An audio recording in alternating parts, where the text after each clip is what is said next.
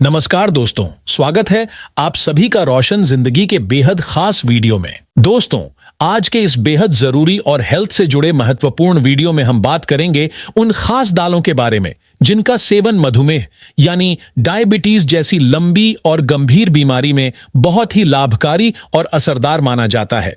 इसके साथ ही हम आपको एक ऐसी दाल के बारे में भी विस्तार से जानकारी देंगे जो अगर कोई व्यक्ति जो पहले से ही शुगर की बीमारी से पीड़ित है गलती से भी खा ले तो उसके शरीर की सेहत पर इसका काफी बुरा असर पड़ सकता है और उसकी तबीयत अचानक बिगड़ सकती है।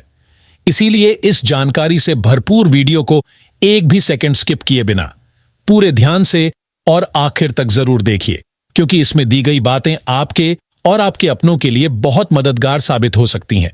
जैसा कि आप सब जानते हैं, जब किसी इंसान को डायबिटीज जैसी बीमारी हो जाती है तो सबसे ज्यादा जरूरत इस बात की होती है कि वह अपने रोजमर्रा के खाने पीने की चीजों का चुनाव बहुत सोच समझकर और सावधानी से करे। लगभग हर व्यक्ति जानता है कि डायबिटीज के दौरान शरीर को हेल्दी बनाए रखने के लिए ऐसे फूड्स खाना अच्छा होता है जिनमें प्रोटीन भरपूर मात्रा में हो, जैसे कि अलग अलग तरह की दालें। लेकिन असली मुश्किल तब आती है जब हमें सही जानकारी न हो कि कौन कौन सी दालें डायबिटीज के मरीजों के लिए फायदेमंद होती हैं और कौन सी दालें ऐसी हैं जिनसे दूरी बनानी चाहिए।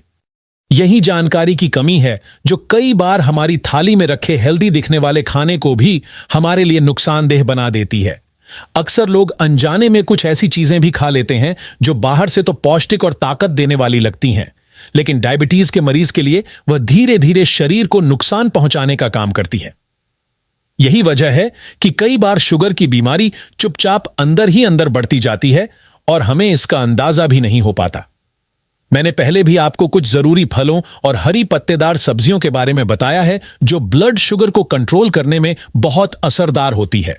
अगर इन्हें सही तरीके से और नियमित खाया जाए तो डायबिटीज को काफी हद तक मैनेज किया जा सकता है। इन वीडियो के लिंक आपको इस वीडियो के नीचे डिस्क्रिप्शन बॉक्स में मिल जाएंगे, आप वहां से देख सकते हैं। अब डायबिटीज के पेशेंट के मन में सबसे पहला सवाल यही आता है कि जो भी खाने की चीज सामने है क्या वह मेरे लिए सेफ है या नहीं। इन सारे सवालों के जवाब आपको आज के इस ज्ञान से भरे वीडियो में विस्तार से मिलेंगे, तो इस वीडियो को पूरा देखिए और अगर आपको यह जानकारी काम की लगे तो इसे अपने दोस्तों और परिवार वालों के साथ जरूर शेयर कीजिए ताकि और लोगों को भी इसका लाभ मिले। तो आइए बिना समय बर्बाद किए इस जानकारी से भरपूर वीडियो की शुरुआत करते हैं। हम सब जानते हैं कि दालें हमारे शरीर के लिए न्यूट्रिशन का बहुत अच्छा स्रोत मानी जाती हैं। इनमें कई ऐसे जरूरी पोषक तत्व पाए जाते हैं जो शरीर की सामान्य ग्रोथ और ताकत बनाए रखने में मदद करते हैं। लेकिन क्या आप जानते हैं कि कुछ दालें ऐसी होती हैं जो न सिर्फ ताकत देती है बल्कि डायबिटीज जैसी लंबी बीमारी से शरीर को बचाने में भी मददगार होती है। डायबिटीज एक ऐसी बीमारी है जो एक बार हो जाने के बाद अक्सर जिंदगी भर साथ रहती है, लेकिन इसका मतलब यह नहीं कि इसे कंट्रोल नहीं किया जा सकता। अगर हम अपने रोज के खाने में थोड़े स्मार्ट बदलाव करें और न्यूट्रिशन से भरपूर फूड्स को शामिल करें तो इस बीमारी को काफी हद तक कंट्रोल किया जा सकता है। शाकाहारी लोगों के लिए दालें बहुत जरूरी होती हैं क्योंकि इन्हीं से उन्हें प्रोटीन मिलता है जो मांसाहारी लोगों को मीट और एग से मिलता है। इसीलिए दालें हर इंसान के डेली डाइट का हिस्सा होनी चाहिए।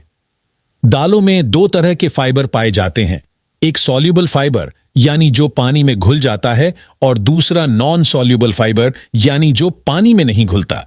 दोनों ही फाइबर ब्लड शुगर को बैलेंस करने में मदद करते हैं, जिससे खाने के बाद शुगर लेवल अचानक बढ़ता नहीं है। अब सबसे पहले बात करते हैं मूंग दाल की। छोटे छोटे हरे रंग के जो दाने होते हैं उन्हें साबुत मूंग दाल कहा जाता है। इसमें कई तरह के हेल्दी गुण मौजूद होते हैं। इस दाल का ग्लाइसेमिक इंडेक्स यानी जीआई लगभग 38 और ग्लाइसेमिक लोड केवल 5.3 होता है। अब शायद आप सोच रहे होंगे कि यह जीआई और ग्लाइसेमिक लोड क्या होते हैं, तो समझ लीजिए। ग्लाइसेमिक इंडेक्स का मतलब है कि कोई फूड खाने के बाद आपके खून में शुगर कितनी तेजी से बढ़ता है और ग्लाइसेमिक लोड का मतलब है कि उस फूड से कुल कितना शुगर लेवल ऊपर जाता है। अगर किसी चीज का जीआई 50 से कम हो तो वह डायबिटीज के पेशेंट के लिए सेफ मानी जाती है। मूंग दाल को आप अंकुरित करके भी खा सकते हैं। जब इसे स्प्राउट बना दिया जाता है तो इसमें पोषण और भी बढ़ जाता है। आप इसे सूप, खिचड़ी, सब्जी या फिर सीधे स्प्राउटेड रूप में खा सकते हैं। अब बात करते हैं पीली मूंग दाल की, यानी बिना छिलके वाली मूंग दाल की। ये भी डायबिटीज के मरीजों के लिए सेफ है, लेकिन अगर तुलना की जाए तो साबुत मूंग दाल ज्यादा हेल्दी और असरदार होती है। यह दाल इतनी हल्की होती है कि बीमार व्यक्ति को भी डॉक्टर इसे या इसकी खिचड़ी खाने की सलाह देते हैं, क्योंकि यह जल्दी डाइजेस्ट हो जाती है और शरीर को आराम देती है। इसमें प्रोटीन अच्छा होता है, फाइबर भरपूर होता है और फैट बहुत कम होता है। इसीलिए यह न सिर्फ डायबिटीज पेशेंट के लिए बल्कि वजन कम करने वालों के लिए भी अच्छी है। इसमें मौजूद फाइबर शरीर की अंदरूनी सूजन को घटाता है और जब सूजन नहीं होती तो बीमारियां भी पनप नहीं पाती। डायबिटीज भी एक तरह की इन्फ्लेमेटरी कंडीशन मानी जाती है और मूंग दाल इस सूजन को कम करने में मददगार होती है। यह इम्यूनिटी को मजबूत करती है और कोलेस्ट्रॉल को भी कंट्रोल में रखती है, जिससे हार्ट से जुड़ी बीमारियों का खतरा घटता है। इसीलिए डायबिटीज से परेशान लोगों को इसे अपनी डाइट में नियमित शामिल करना चाहिए और हर इंसान को हफ्ते में कम से कम 2 बार मूंग दाल जरूर खानी चाहिए।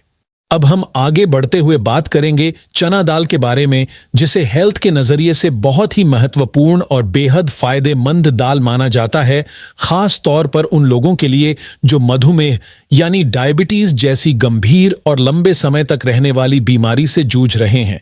यह दाल न केवल स्वाद में अच्छी होती है, बल्कि इसके अंदर कई ऐसे पोषक तत्व भी पाए जाते हैं जो शरीर के लिए वरदान साबित होते हैं।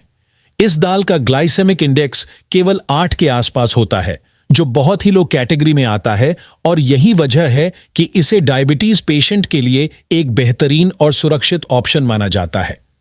चना दाल में प्रोटीन की मात्रा अच्छी होती ही है, साथ ही इसमें फॉलिक एसिड भी भरपूर मात्रा में मौजूद होता है।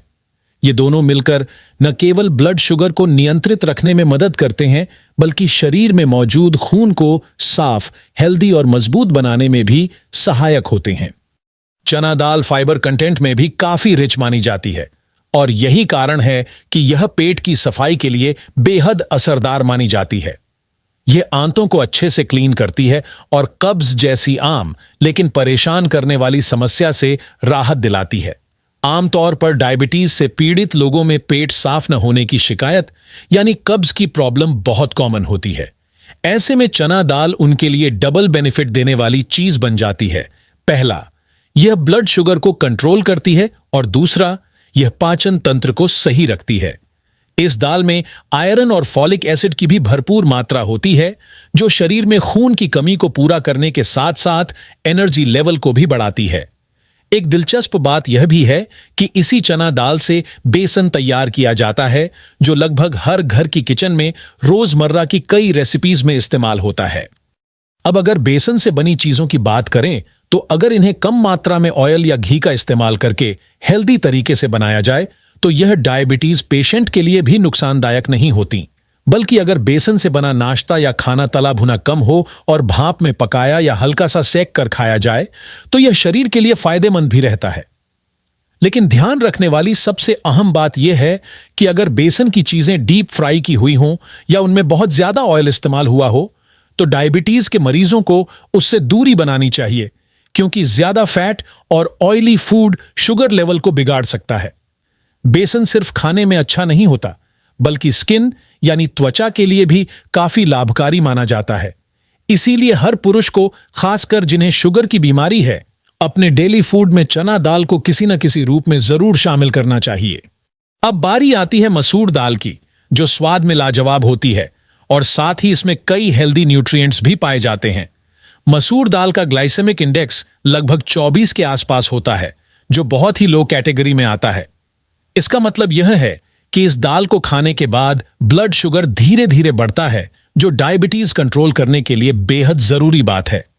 इसमें घुलनशील फाइबर पाया जाता है, जो पचने में समय लेता है और पाचन क्रिया को बेहतर बनाता है। मसूर दाल में विटामिन डी समेत कई जरूरी विटामिन्स और मिनरल्स होते हैं, जिससे शरीर को ताकत, एनर्जी और इम्यूनिटी तीनों मिलते हैं।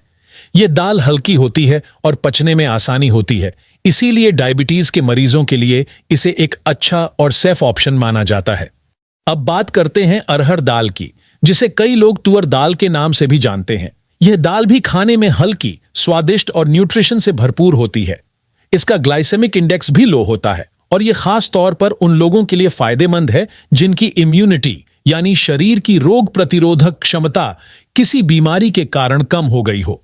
अरहर दाल में प्रोटीन, एंटीऑक्सीडेंट्स और फाइबर अच्छी मात्रा में पाए जाते हैं, जो शरीर को स्ट्रांग बनाते हैं और बीमारियों से लड़ने की क्षमता बढ़ाते हैं। डायबिटीज पेशेंट को इसे हफ्ते में कम से कम एक बार अपनी डाइट में जरूर शामिल करना चाहिए। एक और फायदा यह है कि यह दाल माइग्रेन यानी सिर दर्द की समस्या में भी राहत देती है। हालांकि अगर किसी को अरहर दाल से एलर्जी हो तो उन्हें इसका सेवन करने से बचना चाहिए या डॉक्टर से सलाह लेकर ही खाना चाहिए।